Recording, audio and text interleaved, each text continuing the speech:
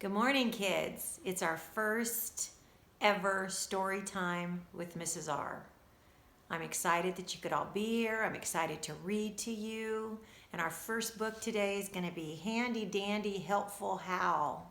Maybe this will give Mom and Dad a break and you can spend some time reading with me. There we were in our backyard. My wife and I were working hard. We had a giant list of chores, to be exact, 9,004. Both our children, Sam and Sue, told us they had things to do, like sipping slushy lemonade on the hammock in the shade. As I wiped my sweaty brow and rested on my rusty plow, a funny fellow came my way. He crossed my lawn and said, "Good day." He pulled a wagon full of things like tools and mops and paints and strings. That man had gadgets everywhere, inside his boots, up to his hair. He came right up and shook my hand. "Aha," he said, "you're just the man. I'm Handy Dandy Helpful Hal, the pooped out parent's perfect pal." Hal went up to Sam and Sue and whispered in their ears, "Yoo-hoo! Up and at 'em, sleepy heads. Mom and Pop are pooped," he said. "Time for you to lend a hand. Better help them while you can." With all this lying around like slugs, I'm sure you'll both turn into glugs. I'm sure you've heard of glugs before. All they do is eat and snore. Giant things, all green and chubby. Say there, Sam, you're getting tubby. Next thing I knew, my feet were dragging off the back of Hal's big wagon, through the door with one quick pounce, and up the stairs without a bounce. He rolled us into Sammy's room and handed Sam a purple broom. "Time to clean your room," he said. "Do you know how to make your bed?" These are chores a kid can do. I've cleaned my room since I was 2. My wife and I were quite surprised. The kids cleaned up before our eyes. No sooner had they finished that than Hal called in the dog and cat. "I think these pets are yours," he said. "Every day they must be fed. A simple chore, I think you'll find. Let's try it once if you don't mind."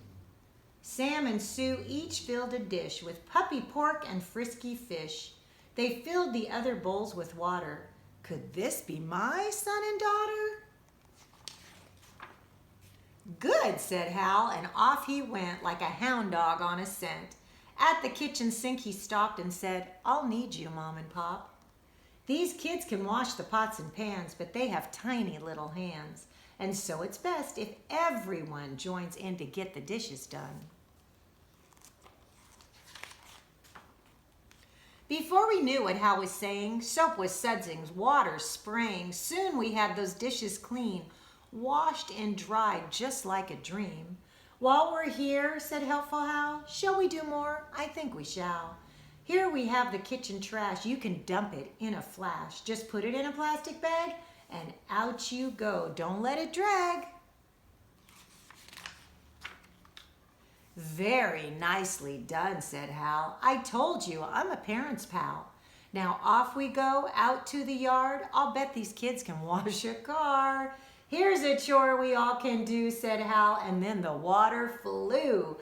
"I've washed at least 1,000,000 cars. I've washed the cars of movie stars. And if perhaps you think I'm fibbing, here's my first place washer's ribbon." Susie hosed while Sammy scrubbed. We soaped and washed and wiped and rubbed, and soon that car was shiny bright. "Good job," said Hal. "You've done it all right. Now quickly, let's complete our chores. We'll pull some weeds since we're outdoors. Be sure to check with Mom or Pop so you don't yank a carrot top." Last of all, let's get the rake and pile these leaves for goodness sake. And when we've made a giant heap, it's lots of fun to take a leap. When you help your mom and dad, the chores don't really seem so bad. And everything gets done so soon that you still have the afternoon. You know what, you guys? I totally skipped part of it. "There," said Hal, "I think we're done. Wasn't that a lot of fun? You were splendid, Sam and Sue. See the things that you can do?" Why not travel to the ocean? Don't forget your suntan lotion. How about a camping trip? Go to the pool and take a dip. A game of tennis, maybe two. When did you last see the zoo? Thank you, Helpful Hal, I said. You've taught our kids to make their beds. You showed them how to feed the cat and how to wash the car, in fact. You showed them how to fold their clothes, and on your helping goes.